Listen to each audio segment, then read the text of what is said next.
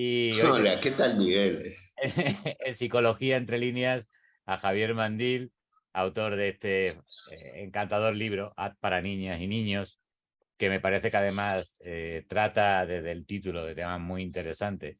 Y estábamos comentando, Javier y yo, previo a grabarnos, la importancia en que las y los profesionales de la psicología se diferencien de la psicología popular, la folk psychology, ¿no? La pop psychology, que también hablan muchos.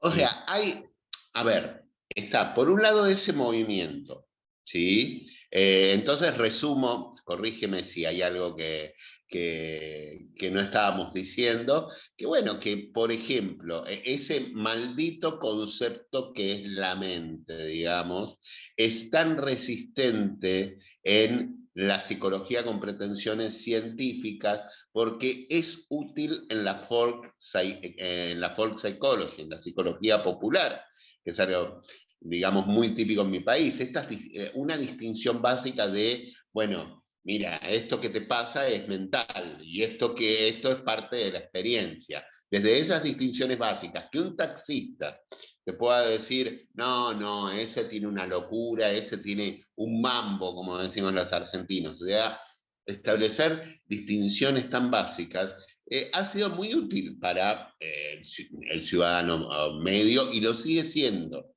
¿sí? Ahora, el gran problema es cuando queremos seguir usando este concepto tan popular y tan establecido durante años para, digamos, el desarrollo científico, ¿no? Entonces ahí establecer una distinción básica.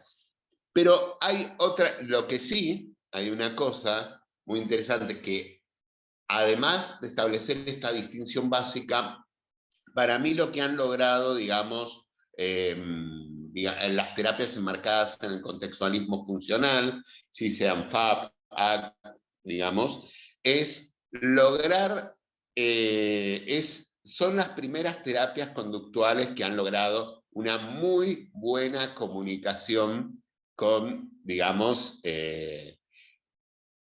con la gente o digamos con los profesionales clínicos, ¿sí? Creo que antes de FAP y de ACT, por algo, digamos, el conductismo estaba subsumido a laboratorios, hospitales de día, era algo como muy de animales, algo que, no, no, ¿sí? Y todavía hay gente que lo sigue pensando, ¿sí? Entonces, profesionales, ¿no? Más en mi país. Entonces hay algo que, yo voy a decir algo fuerte acá, hay algo que los conductistas radicales no soportan en general de los contextualistas funcionales, ¿sí? Que es que aparte de hacer investigación, digamos, los contextualistas funcionales son muy buenos comunicadores, ¿sí? Muy buenos comunicadores y muy buenos transmisores. O sea, esta distinción que hacen entre lo que es lenguaje, si se quiere, de ciencia básica versus lenguaje de nivel medio y poder comunicar a través de metáforas, siempre diciendo, ok, son metáforas, cuidado, hace que se acerque mucho al clínico, a la experiencia del clínico. yo creo, Javier, que tienes muchísima razón. A ver, yo creo que el conductismo radical, y yo tengo mucha afinidad con, bueno, no puedo hacer otra cosa porque si quiero hacer un trabajo científico tengo que estar con la parte científica. Se olvidó de la tecnología.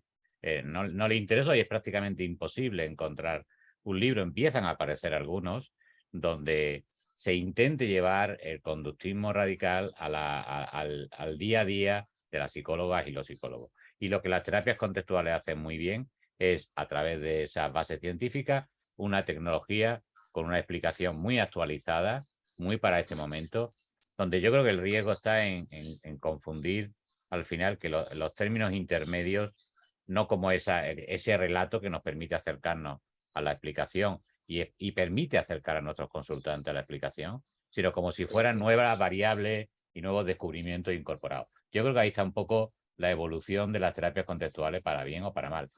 Y para bien, Estoy completamente de acuerdo con lo que dices, Miguel. y para bien, Este, y creo que cuando en este libro particularmente, NAC con niñas y niños, yo necesité, eh, yo necesité retransitar este puente que nos ofrecen los, digamos, los investigadores y diseminadores, contextualistas funcionales y de RPT, entre ciencia básica y explicaciones de nivel medio. Yo lo necesité transitar una y otra vez. ¿Por qué? ¿Por qué? Porque la gran pregunta de este libro es, bueno, hay intervenciones que son demasiado complejas para los niños en edad escolar, ¿sí? Y hay, digamos, procesos que están en desarrollo. Llámense valores, llámense lo que sería la toma de contacto con yo contexto. Entonces, ¿qué es lo que encontramos? ¿Qué protoformas encontramos anteriormente? Por ejemplo, Coa Whittingham nos habla de protovalores, ¿ok? Después, si nosotros seguimos a McHugh, vamos encontrando que primero los niños establecen, si se quiere, distinciones más simples hasta establecer, si se quiere, establecer, digamos, derivadas aplicadas cada vez más complejas, ¿sí? Y flexibles. O sea, dos conceptos que podemos tomar de Barnes-Horns, que sería, digamos, la cuestión de mayor complejidad en los marcos relacionales y niveles más abstractos de derivación. Es decir, si se quiere, cada vez más lejos, digamos, enmarcados relacionales constituidos por mayor variedad de relaciones arbitrarias, ¿sí? Jerárquicas, deícticas, etcétera, etcétera, y cada vez más lejanos de la experiencia de entrenamiento inicial. O sea, tú puedes decir, hay una experiencia de entrenamiento inicial donde, bueno, esto es un perro, bau, bau, ¿sí? Bueno, luego dices, y eso también es un perro, sí, es un salchicha, esto es un lo otro, y eso es un perro, cuando mirá, ese gran danés es como un perro enorme. ¿Me va siguiendo? Entonces, los niños tienen esta, digamos, van desarrollando con las oportunidades que provee la comunidad verbal, y si, o sea, si todo anda bien a nivel, digamos, de hardware, de posibilidades, lo que van desarrollando es estas posibilidades de realizar relaciones verbales arbitrarias cada vez más complejas y con niveles más altos de derivación. Por eso yo creo que, Entonces, perdóname, entonces la idea del libro, perdóname Miguel, es justamente trazar este puente explicativo en ciencia básica para luego mostrar en la práctica que uno en la práctica puede evaluar, digamos, a ver, de qué nivel de abstracción es capaz este niño y cómo ajusto mis intervenciones.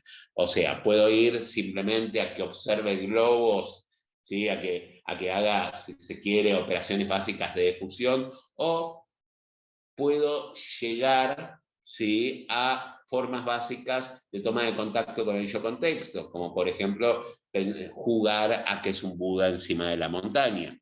¿Mm? Entonces, a esto va.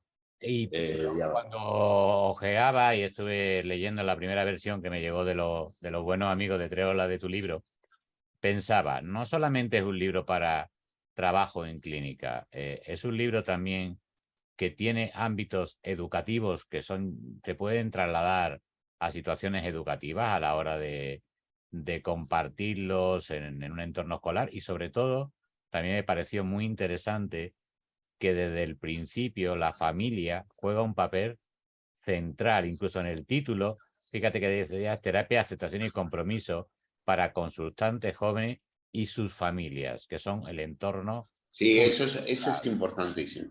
Eso es central.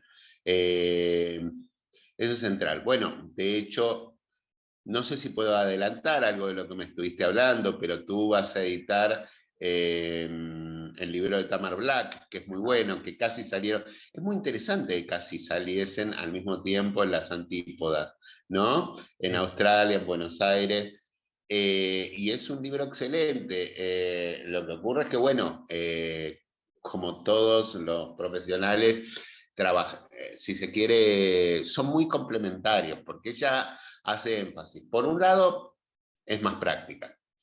Creo que, bueno, esto tenemos los argentinos, que nos gusta hacernos el coco, enredarnos. Bueno, yo te puedo dar una justificación de por qué lo vi necesario, pero ella es muy práctica. ¿Sí? Esta cuestión de, bueno, utilizar explicaciones de nivel medio, ¿sí? Y te dice, lo primero te insiste, tú quieres trabajar con niños, simplificar, simplificar, simplificar. La otra diferencia es que cuando ella aborda a la familia, la trabaja más como un ámbito de modelado de competencias psicológicas flexibles. Yo lo que modestamente, basándome en los trabajos de Coa Whittingham, Lisa Coyne, trato de pensar es que, y también con cierta experiencia en la clínica infanto-juvenil a veces dura, ¿sí? Lo que trato de pensar es que cuando no están dadas ciertas condiciones, ¿sí? Cierta mínima toma de perspectiva en los padres, ciertas mínimas capacidades para la autorregulación, ¿sí? Y cierta dirección para los esfuerzos educativos, va a ser muy difícil que podamos trabajar con los niños. Entonces esto yo lo pienso como, ¿sí? Como si fuesen dos triángulos, si quieres, ¿sí? O sea, digamos, ¿son capaces los padres de orientar su educación en una dirección? Por ejemplo, valores, pensémoslo en términos medios, ¿son capaces de tomar cierta perspectiva respecto de sus experiencias emocionales dolorosas? ¿Sí? De decir, bueno, una cosa es decir, caray, qué ganas que tengo de pegar de terrible patadón a este niño, ¿sí? Por favor, quiero que se me entienda, ¿sí? Una cosa es que tú tomes contacto con esta experiencia emocional dolorosa. Nosotros hacíamos una broma en los psicoterapeutas, eh, cuando hablábamos del enojo con los niños, los citábamos a cerrar, cuando le dicen, niño, deja ya de joder con la pelota. Ok, entonces, una cosa es que tú puedas decir, niño, deja ya de joder con la pelota y deja ya de joderme las que tú sabes. Y otra cosa es cómo tú tomas contacto con estas emociones, observas y decides actuar en función de qué. ¿Se entiende esto? O Totalmente. sea, o sea, una cosa es que tú tengas ganas de decir, niño, deja ya de joder con la pelota y agarrar la pelota del niño y tirar. Y, sin embargo, darte un momento para respirar y decir, ok, ya está, se terminó la pelota. Y todo, ¿no? Digamos, retirar reforzadores, favorecer la extinción, todo lo que, Todo lo que viene. digamos, Sí. uno estaría bueno hacer en las situaciones problemáticas. Entonces, esto es algo, esta interacción, ¿sí? Entre lo que es el trabajo con los padres, que hace que, digamos, a ver, esta interacción entre evaluar la flexibilidad psicológica de los padres, que haría posible un trabajo con los niños, y en caso contrario, si hay mucha rigidez psicológica por parte de los padres, trabajar con los padres para luego hacer posible el trabajo con los niños, es algo central en este libro, en Actos Niñas y Niños. Totalmente de acuerdo y además creo que una solución es que cada vez más los psicólogos y las psicólogas que tenéis contacto con el mundo infantil, creo que tenéis muy claro que si no, no trabajáis con quienes manejan la mayor parte de las contingencias, es complicado que esto funcione.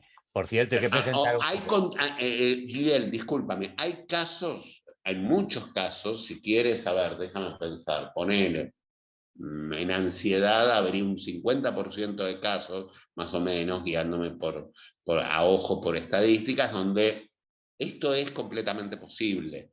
o sea, trabajar con los niños. O sea, cuando los padres, siempre hay, digamos, siempre padres y niños se involucran en patrones de reforzamiento. Esto es, todos aprendemos. Ahora, el gran problema de la línea divisoria es un concepto clínico que se llama acomodación familiar. ¿Qué quiere decir? Cuando el ambiente se modifica completamente en función de la participación en patrones de aprendizaje poco constructivos. A ver, traduzco, digamos, el niño tiene ansiedad por separación. Los padres suelen reforzar cada vez que grita a la noche y llevarlo a la cama, ¿sí? Entonces, ese momento de intimidad ya está borrado. O, por ejemplo, el niño, digamos, está desarrollando conductas obsesivas y compulsiones. ¿Mm?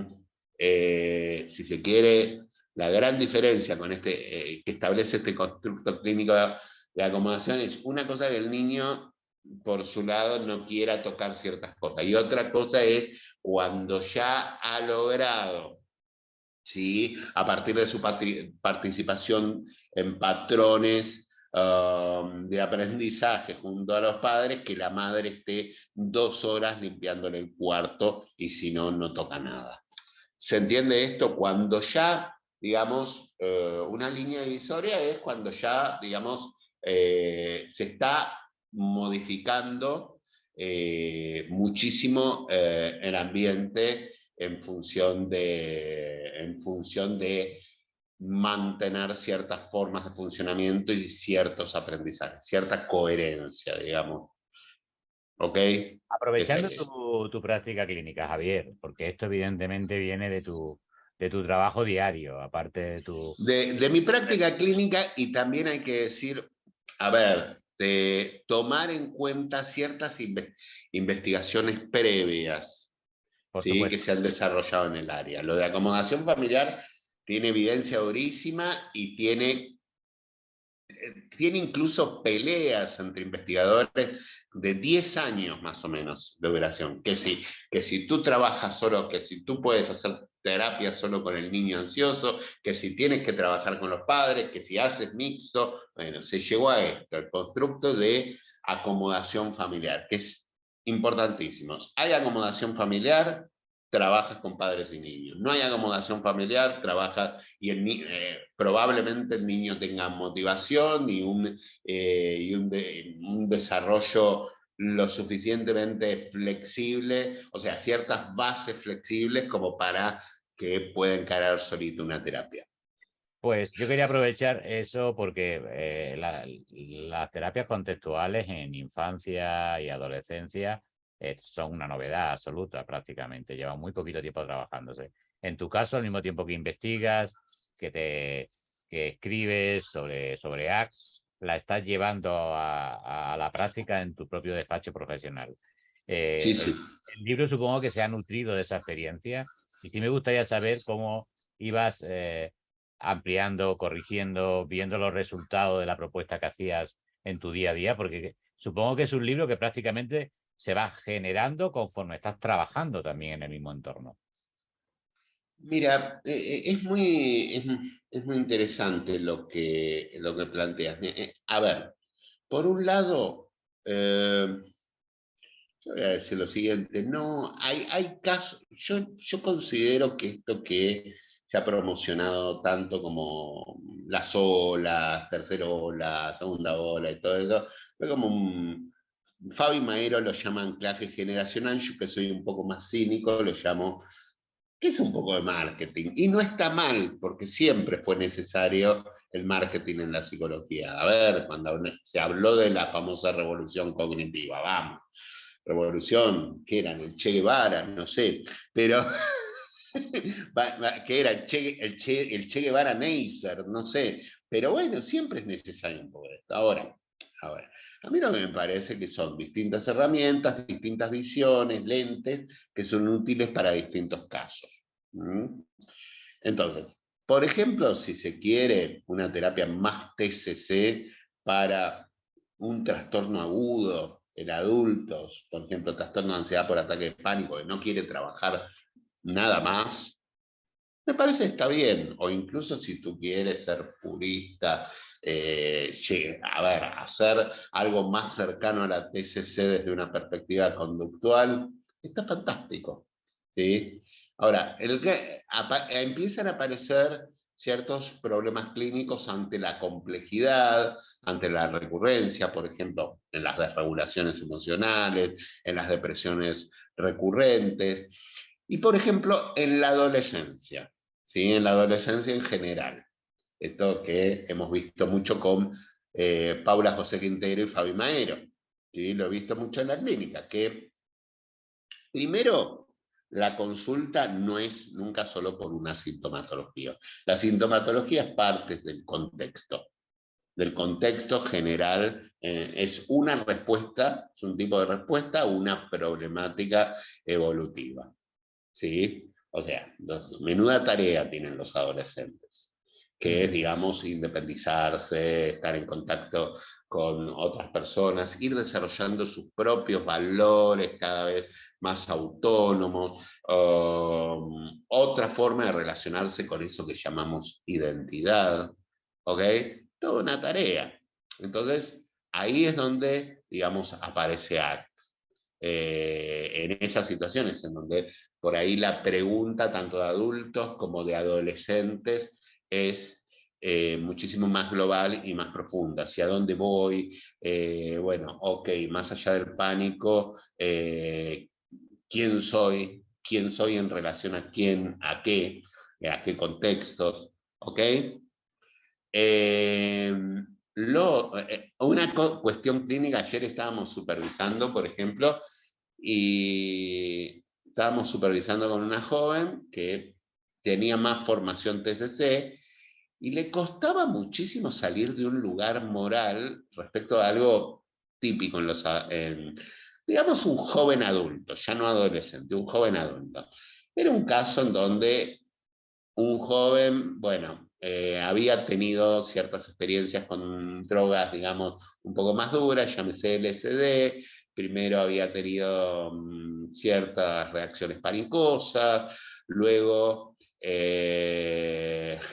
luego, bueno, finalmente el joven queda pegado al uso diario de marihuana como una forma de regulación emocional, si se quiere, obviamente evitativa, ¿no?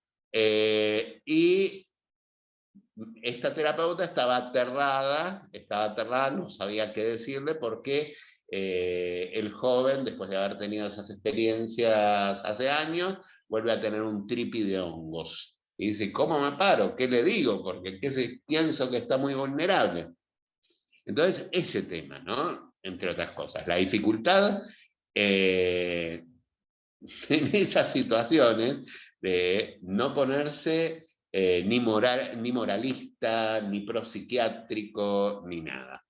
Entonces, obviamente, si yo hablase con una persona con muchísima experiencia clínica, conductista, si se quiere, de muchos años, me dirían, tío, joder, no vengas con esas burradas que cualquier clínico sabe, que hay un artículo de no sé quién que te habla de los valores, la cultura y que no sé cuánto, y qué sé yo, qué sé cuánto. Está bien, pero no hay un planteo central para los profesionales en general, ¿se entiende? Tienes que ir a buscar esa referencia en ART. Esto, en cambio, es central en ART. Sí. ¿Qué es? ¿Cómo la reoriento a esta joven en la supervisión? Preguntarle qué es lo que quiere para su vida, esta cuestión de, bueno, cuáles son sus valores, Ujú. hacia dónde se quiere dirigir, cómo operacionalizamos esos valores en conductas concretas, metas, y hacer un análisis funcional respecto a si esto lo acerca o lo aleja, ¿ok? De esos lugares donde quiere ir. Y si lo aleja, bueno, si es momento en donde él decide detenerse, alejarse, tomar un desvío, evitar, y qué va a hacer en un momento siguiente. ¿Se va entendiendo? Creo que, a ver, aparece. digamos, todas las terapias de tercera generación aparecen ante las situaciones complejas que van más allá de los trastornos agudos.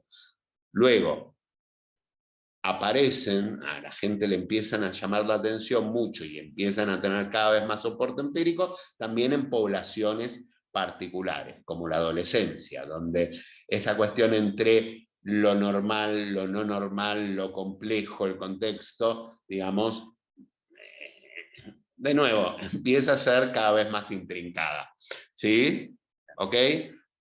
Luego, en la clínica de niños, ¿dónde aparece mucho? ¿Dónde empieza a aparecer? Que es lo más joven. Lo dejo para el final. ¿Sí?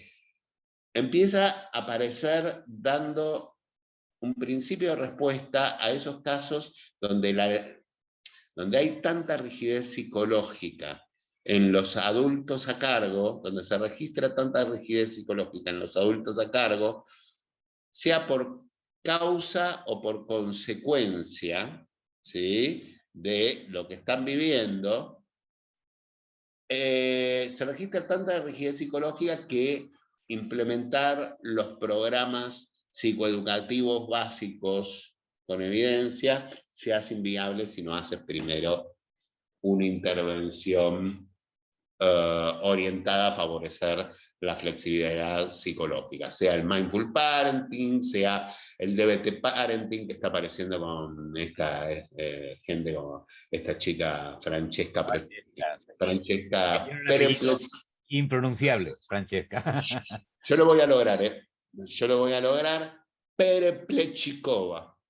Bravo. Pereplechikova. Lo que pasa es que, bueno, Paula me estuvo entrenando mucho, me decía, a ver, Javi, cada vez que me iba, me iba acercando, me tiraba una galleta. Bueno,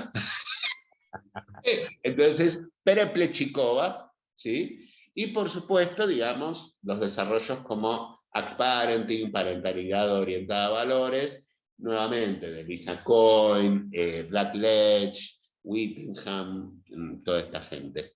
Yo creo que se está haciendo un trabajo excelente en la adaptación como decíamos antes, de esa metáfora que debe, como debemos de entender, el discurso, digamos, de la terapia contextual, no la investigación de fondo, a otras poblaciones. Me parece que en ese trabajo hay que felicitarte por tu libro, Iguacatamar, igual que Bueno, muchas gracias. estás sabiendo Muchas gracias. a otras poblaciones con problemas cognitivos, de deterioro, en psicosis. Creo que estamos evolucionando mucho hacia esa adaptación y creo que es un gran trabajo Totalmente.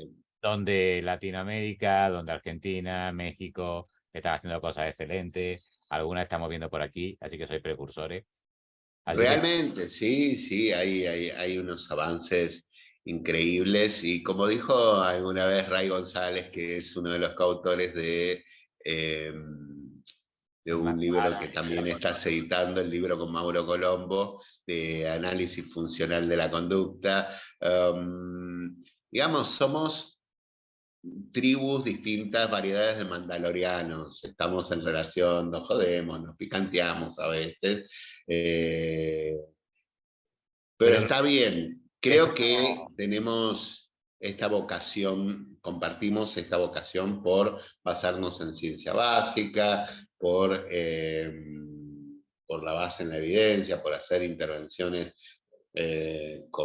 cada vez con más soporte científico. Sí va a haber diferencias filosóficas, pero bueno, casi son, sí. casi son como la futbolística en muchos casos. Pues, querido Javier, ha sido un placer tenerte con nosotros. Ha sido un placer que nuestro primer Es un placer para mí y terapia bueno, contextual para la qué infancia. bueno que estén editándola ya, la verdad que me enorgullece. Yo he estado en España solo por Barcelona y dije, bueno, si me quedo a vivir si me quedase a vivir en algún lugar de Europa sería aquí. Así que Por lo menos ven a a ver, visitarnos cuando tú quieras. Muchísimas gracias. un país hermoso, estoy orgulloso que lo editen allá y te agradezco muchísimo por eso, Miguel. Y bueno, cuando quieras, seguimos estas conversaciones. Te Perfecto. mando un abrazo enorme. Abrazo a todos los Abrazo. Gracias.